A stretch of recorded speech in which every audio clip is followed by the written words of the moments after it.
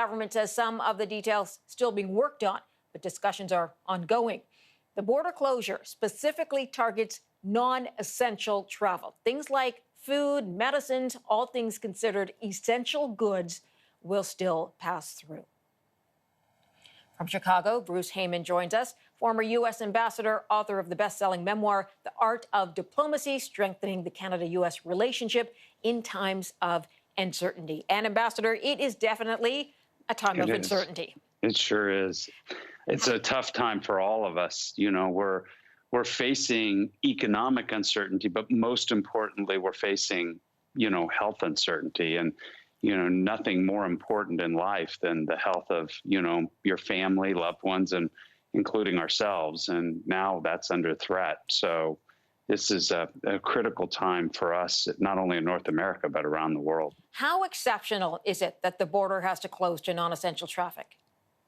I mean, it is so exceptional, but we're in exceptional times. I mean, everything that's happening, from sheltering in place to closing down in the United States, bars, restaurants, sporting events, community events, businesses, people working from home. This is so unusual. But I think the border in and of itself, the closing down of the border, was an important message, because what Canadians are hearing is we should be doing non-essential travel. The U.S. citizens are hearing, don't do non-essential travel. But yet the border was open, providing access for non-essential travel.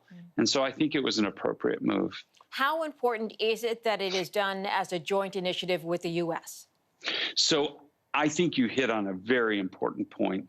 I think the Prime Minister and the Deputy Prime Minister had probably three very large main goals. The first largest goal is clearly the health and welfare of Canadians, and making sure that the spread of this virus is contained as best they can. Second, keeping the economy going at the same time. And so having access to goods and services trading across our shared border. But to do all that without disrupting the relationship between Washington and Ottawa was the third important component. And I'll tell you, very few leaders in the world could have pulled this together in this way. I think this government has done it twice now. They did it with NAFTA, and now I think they've done it even more effectively with this border closure to non-essential travel. Okay, so we're talking, from what we have heard, what we understand, perhaps 30 days, but it could be longer. Look, we're in uncertain times, and I think, we're all sitting here wondering how long this lasts. It's a matter of 8 weeks, and still things aren't fully back to normal in Wuhan, in China. They had a very different process in which they went about containing this virus. We're watching what's happening in Italy, which is so tragic, with death cases that are continuing to rise. So we don't know how long this will last. But if we abide by the directions of not doing, community activities, having social distance from each other, and listening to authorities, I think we can work to mitigate this as best possible in something that has no cure and that will impact our society in profound ways. So, sir, because they want to close, as we talked about, to non-essential travel, but let commercial products come through, how practical is that? Are there challenges you see at the border doing it this way? Oh, this is going to be very hard. So make no mistake about it, there will be bumps in the road. They're still working the details out between Ottawa and Washington and trying to figure out what is essential and non-essential. But I'm here to tell you, as somebody who, oversaw this border from the U.S. Embassy side, that these officers, they're doing the best they can on both sides of the border. And she and he, who are interacting, are going to make decisions. And the decisions they make may be unique to that person in that day. And what is non-essential may be essential to someone else or on a different day. And so we're going to have to be patient with this. The big message is that, look, if you're going on vacation or doing things, this is not the time to do this. And so that's clearly non-essential.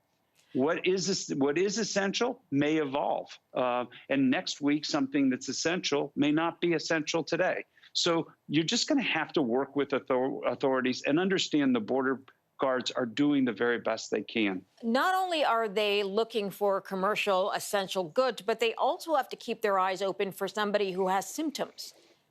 Oh, yeah, absolutely. And probably, there will be a process to try to identify that. But remember, there are also people that are asymptomatic as well. So we have to just be incredibly careful, recognizing human rights, recognizing, the rule of law that we live by, but also we have to protect our shared societies. And this is, I think, a really good move.